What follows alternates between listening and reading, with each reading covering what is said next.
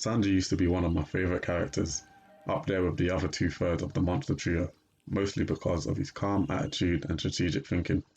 A lot of people enjoy the swagger he brings to the Straw Hat crew's dynamic, and the way his personality compares and contrasts with everyone's favourite swordsman, Roronoa Zoro.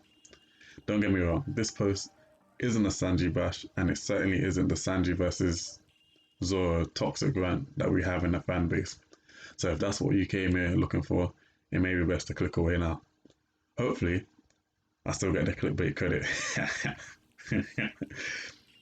All I'm trying to do here is delve into Sanji as a character, from his introduction into the storyline through to his current state of characterization, along with how my impression of Sanji has changed over the course of the so far 1000 One Piece chapters Oda has blessed us with.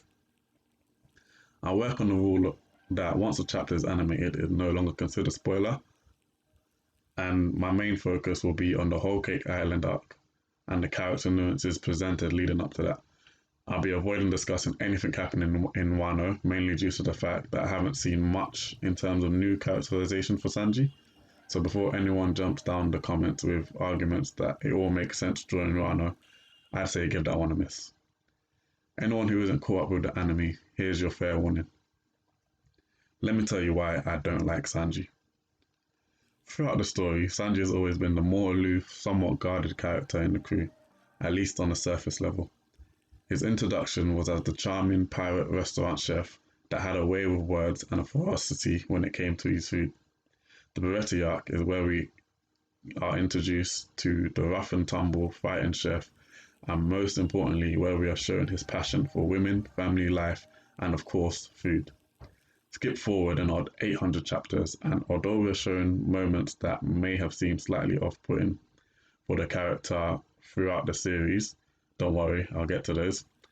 Where I really lost touch with Sanji was during the Whole Cake Island arc. Caveat. Now, I've had a few back and forths over this online, so I want to make a few things clear from the offset. The issues that I will be delving into are all from a character and characterization point of view. I have no issues with the plot of Whole Cake Island, but I did feel that Sanji wasn't being himself, or at least the version of Sanji as a character that I, along with many other fans, had gotten to know up until this point. I'll be breaking down my understanding of the plot as best as I can, going off all the information we have on it, and I'll be evidencing what I say with manga panels to reduce the amount of dispute I'm likely to get from this. Saying that, I would ask that as you run through this, you allow a little room for perspective. I'll be commenting on Sanji and the decisions he made at the point in time he was making them. This means that we'll need to come from a perspective of understanding all the information that was available to Sanji at the time, not just what the audience knew or what other characters were planning or doing. In order to comment on Sanji's behaviour, we have to go off what he knows in the moment he takes action. Whole Cake Island. Before I go into Sanji's character, throughout the story, here's a quick synopsis of everything that happens in the Whole Cake Island arc. After arriving at Zou and dealing with a few beast pirate stragglers, Sanji was essentially taken hostage, physically through the power of Beiji's castle fruit, then later on with the use of exploding cuffs, and then taken hostage emotionally through the threat made on Zeph's life and the immediate threat Beiji posed on the other members of the Straw Hat crew that were with Sanji on Zou at the time. The plan was to use Sanji in a political wedding to unite the Charlotte family / Big Mom pirates with the Vinsmoke family. Being a political wedding, there were motivations on both sides to retain the power offered by the other, and thanks to an underlying conspiracy plot led by Big Mom, the plan was to kill Sanji along with the Vinsmoke family and take their technology. Fortunately, the plan was ruined by none other than our very own Straw Hat Luffy and his pals, after an initial skirmish with Sanji's Black Leg, of course. And Sanji returned to the crew as they escaped a rampaging Big Mom. My issues with Sanji that crept up over the course of the arc were: number one, Sanji left the crew, albeit he left the crew to protect Zeph, but more on this later on. Number two, Sanji attacked his captain. And number three, the timing for when Sanji returned to the crew, which was after he discovered Puddin's plan to betray him. For that third point, I like to put heavy emphasis on timing. I don't have any issue with the fact that Sanji returned to the Straw Hat crew, to the Sunny Go. I love Sanji as a member of the Straw Hat Pirates, and it's clear the dynamic is not the same without him. I also don't have an issue with how he returned to the crew, as the way he broke down in front of Luffy was one of the most heartstring-pulling, tear-jerking scenes of the Whole Cake Island arc. Although, I will be getting into his apology / lack of one in that scene. But the timing of his decision to return to the crew really irritated me. As a long-time fan of the character, all I could ask myself, after everything that's happened, is why now? Pre-time skip, the story addresses a lot of themes around the topic of what it meant to be a Straw Hat pirate. All the way back in East Blue, where the story of the Straw Hat crew was born, we were given storylines around the value of friendship, nakama, the important roles each member had, their individual struggles against adversity up to the point Luffy came to save their spirits and ignite their dreams. And we had all of that both for and with Sanji, as he experienced the emotional battles every member of the crew faced when they came into contact with their soon-to-be captain, including Usopp's turmoil at Water 7. Sanji knew what it meant for each member to join Luffy, and he knew what it meant to leave the crew. He experienced firsthand with Nami. Luffy didn't believe Nami would steal from them and kill Usopp, even though she had only been with him for a short time, and he waited for her response in order to challenge Arlong, along with Luffy, Zoro, and Usopp. When Usopp clashed with Luffy at Water 7, Sanji was there. He knew what it meant for a crewmate to clash with his captain and the weight of leaving the crew. He lashed out at Luffy when he was about to say something reckless to Usopp regarding leaving the crew if he doesn't like what Luffy's saying, and after showing he understood Usopp's feeling of inadequacy within the crew, he made it clear that everyone has something they can do best when supporting Luffy. Even still, he later agreed with Zoro's reasoning in the epic speech given to Luffy about the importance of respecting your captain, as these are not pirate games they're playing.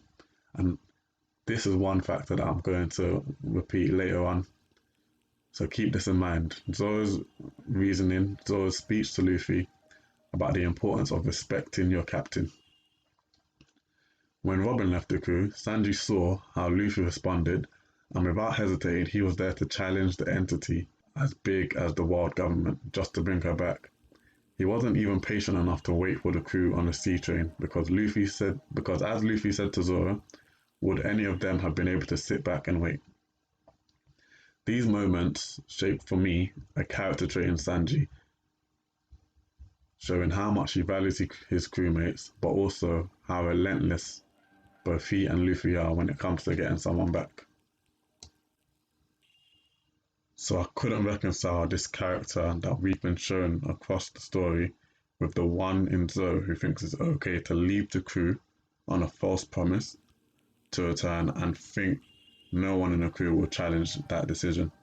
A lot of people say that he was planning to come back, but even in the moment it was clear to the crew that Sanji was lying.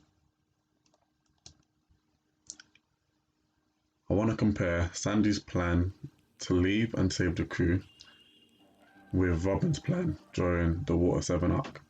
My aim is to show how similar their reasoning is, but why the decision only makes sense from Robin's perspective as a character at the time of her decision, and not for Sanji during Whole Cake Island.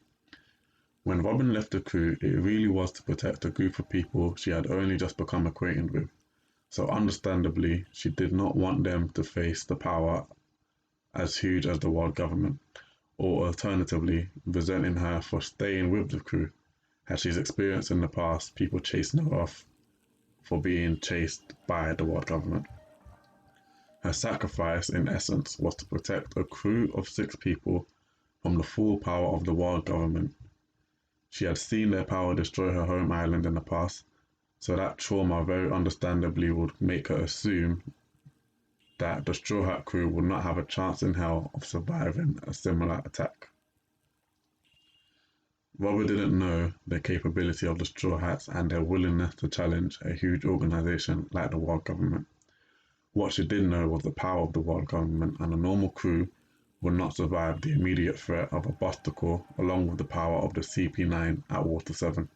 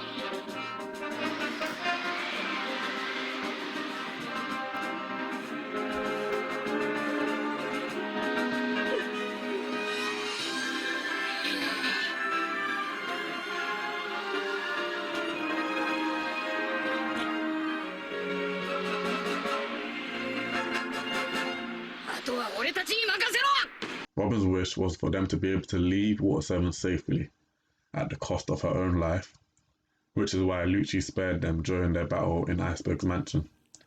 Some fans question if the world government would have actioned a Buster Core on Water 7, because without the Buster Core, there's still an option to escape. Plus, the CP9 were on the island undercover. Why would the government destroy it? Why wouldn't Robin just run from Water 7 and let the Straw Hats escape on their own? My argument against that is Enies Lobby is a much more important piece of land to the world government than Water 7, due to its position in the world as the Judiciary Island. CP9 were in O'Hara when the Buster Core was called, so that eliminates the idea that CP9 will be a factor to stop the government from calling a Buster Core on Water 7. Also, CP9, as well as a number of government officials and their families that lived on the Judiciary Island, were on Enies Lobby, and in both cases they still attacked without hesitation. The world government still attacked the island indiscriminately. They have no reason not to attack Water 7 if a Buster Core was issued there, so I don't see how calling one on Water 7 would have been impossible. At that time, Robin was already aware of that scary power, and it had haunted her entire life. So, if it were called on Water 7, assuming the Straw Hats didn't chase her, she wouldn't have accounted for this at the time. It makes sense for her to want to save them from it. Also, let's not forget that they really only escaped the Buster Core thanks to a massive Deus Ex Machina. I can suspend disbelief long enough to let Oda say a worn-down ship was able to traverse an Aqua Laguna storm-level waves and reach another island with no crew or navigator thanks to the power of friendship, but damn. Let's just call it what it is, shonen magic. CP9 went on Water 7 to get Robin. They were on the island on an undercover mission to get the Pluton blueprints from Iceberg. So I'm guessing rather than snatching her and potentially blowing their cover too soon, they met with her to explain the threat they could be to the Straw Hats and pressure her into coming with them peacefully, which was an added benefit of their mission, as she is the only one that can read the polyglyphs that could also lead them to Pluton. A well-calculated move from Lucci. Also remember that they had recently just lost to Aokiji, and the Straw Hats were defeated just after Long Wing Longland, and he was the shadow behind the threat because a Buster Core can only be called on the authority of an admiral. He gave permission to span them after encountering the Straw Hats. In the end, CP9 had to escalate their plan and force Iceberg to give them the blueprints rather than wait for him to hand it over to an apprentice. They assumed if they threatened his life, he would hand it over sooner to Paulie. And they used Robin in that plan to move suspicion away from any of them on the island. New pirates on the island, plus the demon child Nico Robin. What else is there to do?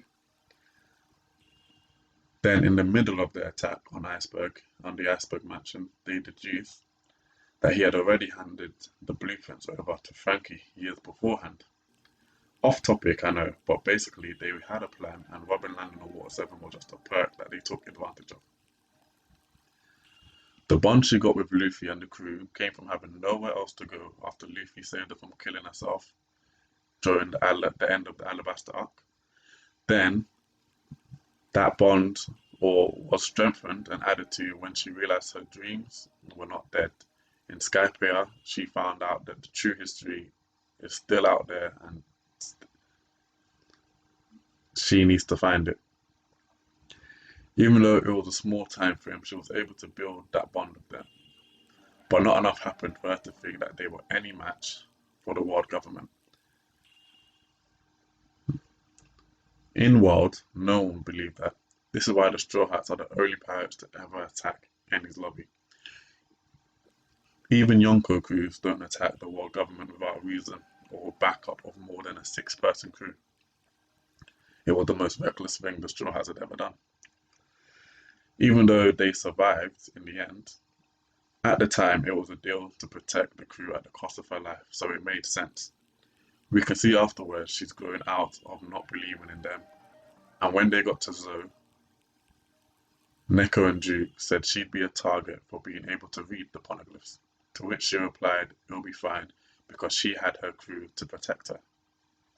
Her deal made all the sense in the world. Now, in comparison, and more importantly, contrasting to Sanji's plan, Sanji, on the other hand, benefited from a much longer, much deeper experience with Luffy and the rest of the crew by the time it came to his ultimate sacrifice in Zoe that led up to the whole Cake Island arc. He was there at Water 7 when the entire crew rejected Robin's reasoning for leaving the crew. He chased her onto the government-fueled train with no info, no background, and no hesitation, with the greatest takeaway from that arc being to believe in Luffy. That belief in the captain is what I'm picking out here, that Sanji did not have when it came to facing off against a Yonko and protecting his extended family. So a huge character step back for him, I think. Sanji's downfall here was not believing in his crew, even after experiencing the other side of things with Robin. Why wouldn't Luffy come for him? He's never experienced Big Mom's power in the same way Robin was traumatized by the world government's display of power in her childhood. He knows enough about his captain to know Luffy will still challenge Big Mom. Any pirate that can challenge the world government is not afraid of the Yonko. Luffy's dreams are bigger than mere Yonko, as said by Jinbei. Luffy was already planning on challenging each member of the 4 emperors, as he had already challenged Big Mom on Fishman Island, so being directly involved with her would not have made a difference. And Sanji knew this. He was there when Luffy challenged Big Mom. And the plan to challenge Kaido was already in motion. I understand challenging both emperors at the same time might make him think it's a bit much, but I disagree with him not bringing the issue to his crew, considering all they had been through. It shows the biggest problem of Sanji not believing in Luffy and the crew. His faith wavered. At the time Sanji made the decision to leave the crew, he thought Zeph was in danger, a threat delivered by Big Mom. And I'll make this clear later on that it was Big Mom that delivered the threat on Zeph. He also believes Big Mom herself would be an added threat too difficult for the Straw Hats at this time.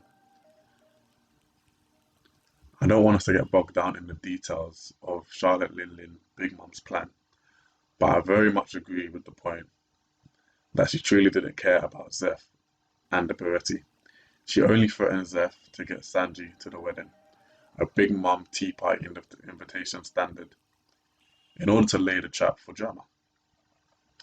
But character moments all come from the decisions they make based on the information they have at the time. At the time, Sanji made a decision to leave the crew. The threat on Zeph's life was real enough to him, so in Sanji's mind, if he ran from the wedding or challenged Beijing and Big Mom, she probably would have actioned the threat on Zeph. To Sanji, his only option here was to go along with the wedding. Sanji understood that by getting married, he'd automatically force the Straw Hats into being subordinates of the Big Mom crew. So this is where he came up with the idea of leaving as a way of protecting the crew from Big Mom. Initially, he thought saying he'd handle it himself would be enough to stop Luffy from coming, and by officially leaving the crew, he'd absolved them from a fate as underlings similar to the portrayal of Beiji at the time. Going back to my initial point, I think this reasoning doesn't make sense. How we all know Luffy's character. Luffy would not stop chasing his crewmates.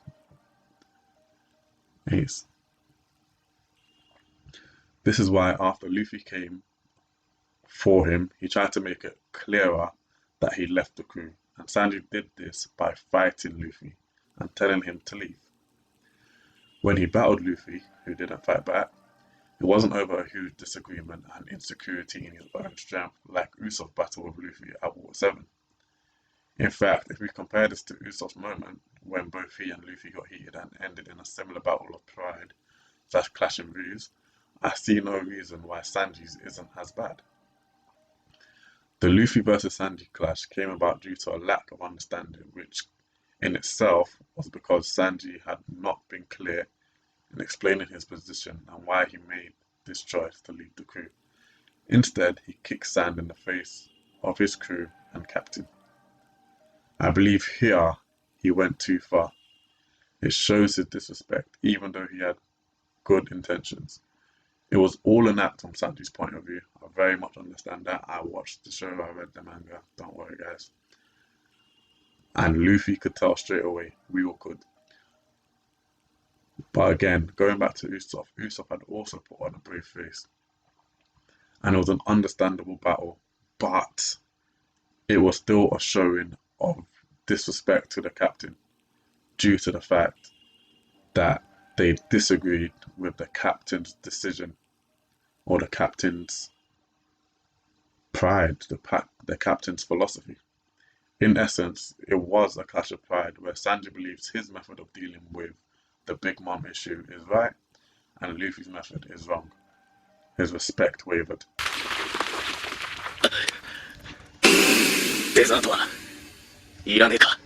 Now, redemption is a huge part of character development and usually always comes from a lie the character has told to themselves that they battle to make a reality. Any story worth its ink will give us a character with strong traits and equally strong flaws that they later resolve within themselves and grow from. Sanji had a lot of character development during the Whole Cake Island arc, including accepting his past, dealing with the trauma caused by his father, his siblings, and the death of his mother, and probably, quite importantly, believing in himself, his crew, and his captain. But there was one character moment that I feel was flawed enough to reduce the impact of his redemption moment and therefore reduce his standing as a character for me. His reconciliation with Luffy. Going back to the Island Park arc, Nami lied about her feelings towards the crew and her village. That was the lie she told herself. Her redemption came in the form of saving Usopp from death at the hands of Arlong by stabbing through her own hand and facilitating his escape, which showed how much she cared about the crew. And her lie towards the villagers was resolved when her backstory was established and showed her intentions to protect them. The redemption came the moment she asked Luffy for help and also established her belief in her new captain.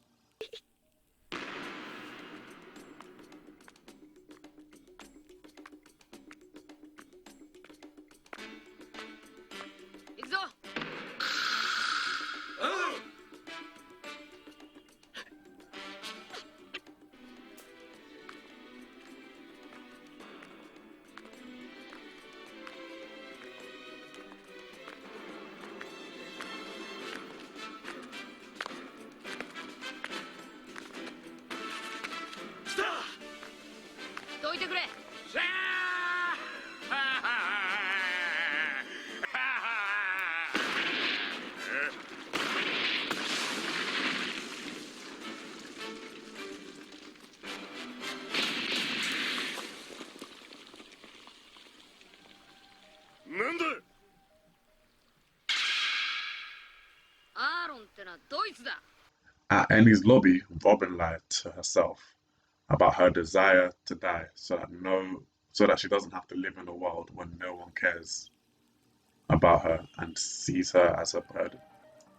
Her redemption came when she acknowledged that her place in the world was with the Straw Hat crew, that she is supposed to live not just because someone else tells her to die. And she had finally found people that cared for her.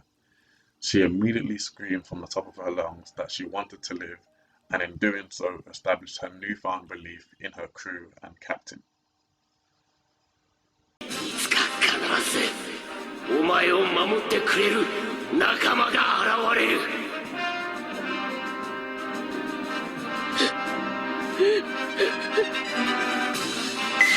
フィを信じろ。もし本当に少しだけ望みを言っていいのなら、私は生きたい。私も一緒に海へ連れてって。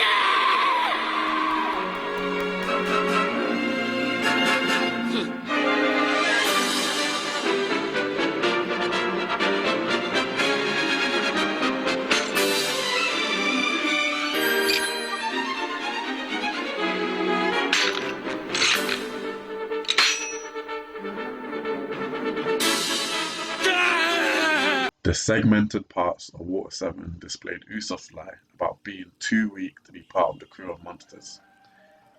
It was a showing of his fear of being discarded due to his lack of belief in his own abilities and the lack of belief in the strength of his friendship and his place in the crew.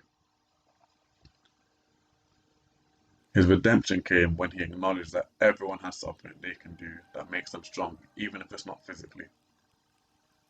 His amazing showing of snipery skill at the Bridge of Hesitation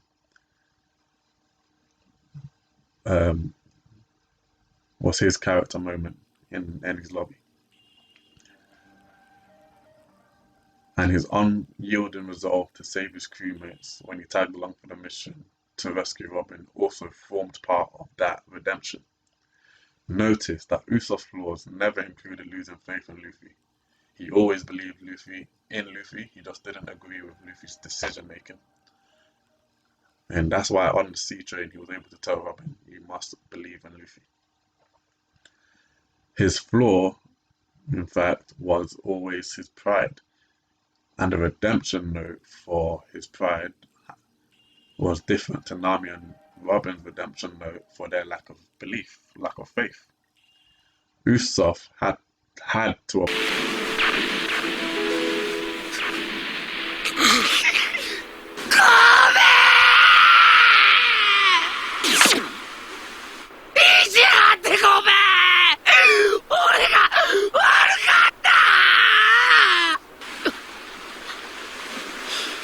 Usopp had to apologize for putting his pride above his captain's.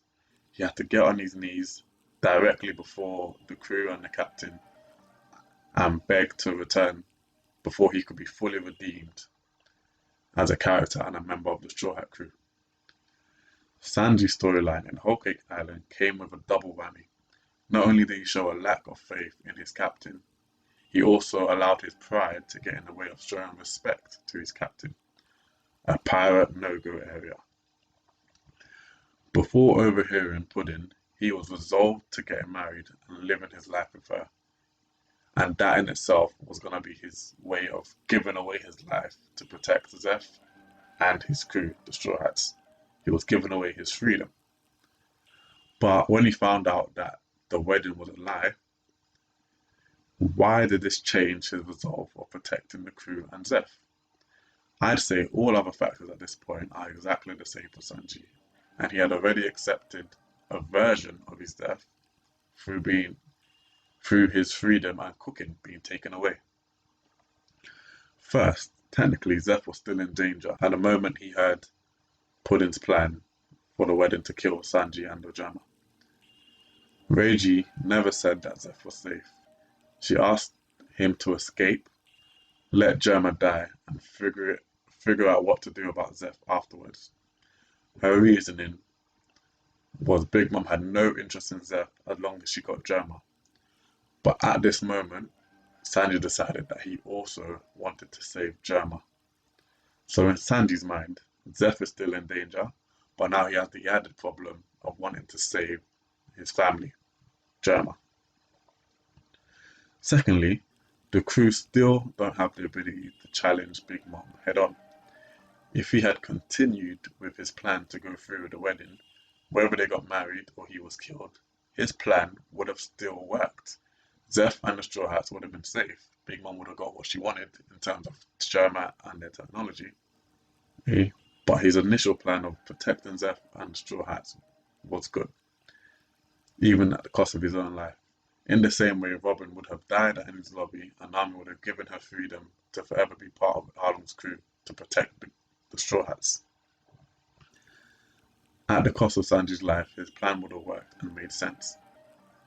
So should I now take this to mean that he really wasn't resolved to dying for his ideals? I'm not saying that he should have died. The entire point of Luffy's character is to believe in Luffy and he'll fix it. But for some reason, the moment Sanji discovers the wedding is a sham and Germa is doomed, he decides, out of desperation, that now is the time to return to the crew and ask Luffy for help. It's not only hypocritical, but it's shameful, and it damaged Sanji as a character for me. During his reconciliation with Luffy, I'm sure Sanji acknowledges these points when he cries in front of Luffy, discussing why he can't go back. But he isn't held accountable for it. Sanji's redemption, like Nami and Robin, included a moment where he had to re-establish his belief in Luffy and the rest of the crew. But I argue that his cause for losing faith in Luffy was, in the first place, unwarranted and a step backwards for the character. And unlike Usopp's redemption, Sanji's redemption did not include a moment of humility where he would need to swallow his pride and apologize to Luffy for putting his own ideals before his captain's. I know in the end everything worked out, but at the time Sanji's actions did not make sense for the character I had come to know throughout the story, and there was not enough impact in his redeeming moment to allow me to see the character as he once was. Now he's just a badass monster fighter on the crew, and he'll forever be removed from my list of favourite Straw Hats. Blackleg Sanji. Thanks for taking the time to watch my little video on Sanji. I wanted to get past the whole perfectionist drawback of needing everything to be a certain way before I put a video out there. Like, I know there's a couple of flaws in there with the fluidity of what I'm saying, the diction, a lot of the clips aren't edited the way I would prefer them to be. Quite a few other things, but I wanted to actually put something out there and worry about those flaws on the next video. Try and get something out even better. If you like the content, give me a shout. Comments, feedback definitely help. It's my first video that I'm uploading, so just wanted to continue on.